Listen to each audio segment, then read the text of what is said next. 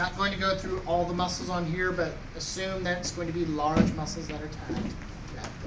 All right, so this is the left arm, so this is the left deltoid. Okay, in front, left biceps brachii. Below that is the brachialis.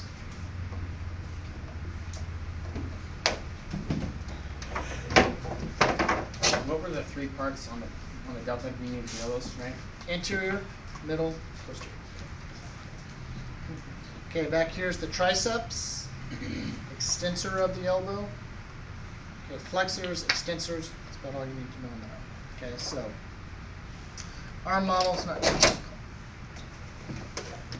Leg model's got a lot of stuff on it. Assume that I will pick one of each example and tag it.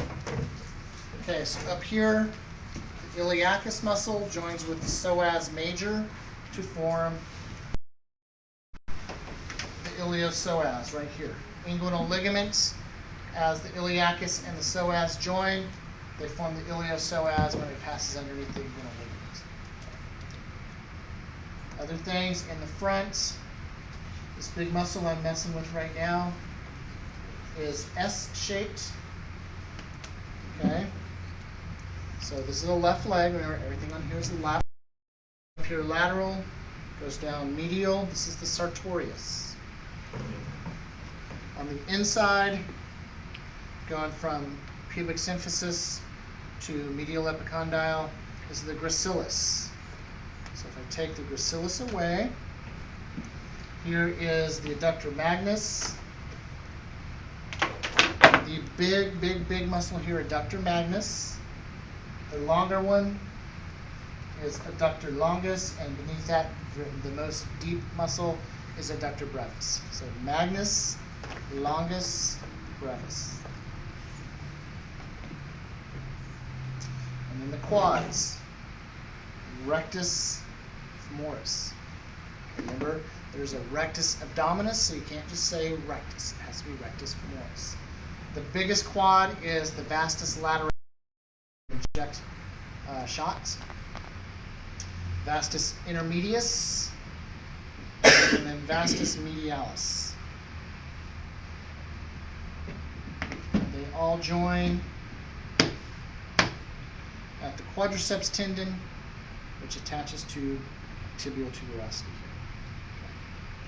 Okay. The back. Okay, the biggest extensor of the hips is the gluteus maximus. Okay. In front and just deep to it is the gluteus medius. It is an abductor, and you can see it's going to come down here and attach to the lateral epicondyle, so that it takes your leg away from the midline. So gluteus medius. Deep to that, gluteus minimus. And then right next to it is the piriformis. These are piriformis, pyramidal shaped like a pyramid, so piriformis. Okay, these guys are figures of the hip. So when you have back problems, it's often a problem there.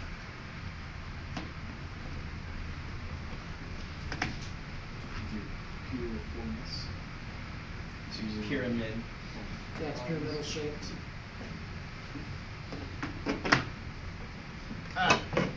In the very back, hamstrings. Remember, this is a left leg, so this is lateral. So biceps femoris is the muscle here. This is two muscles here, the one on top, semitendinosus, because it has a big, thick tendon. The flatter membranous muscle underneath is the semimembranosus. Biceps femoris is lateral. Semitendinosus, semimembranosus are medial. And down here on the bottom of the leg, gastrocnemius has a lateral head and a medial head. And then beneath the gastroc is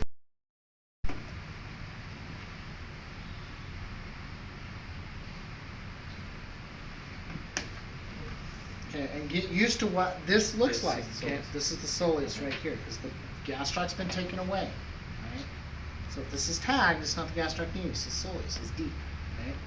You see it looks like there's been muscle cut away here. That's what that means. They join together to form the Achilles tendon or the calcaneal tendon. And then in the front, the only muscle you need to know is tibialis anterior.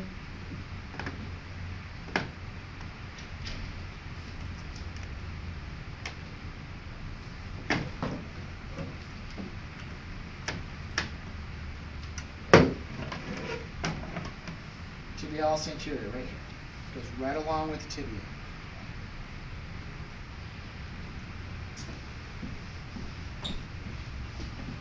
Alright, on the shoulder, this is a right shoulder. Okay, so here's the clavicle, here is the scapular spine, here's the head of the humerus. Don't assume that I'm going to tag just muscles on the models if you can see this stuff. Okay? So here is the scapular spine, so this is the supraspinatus.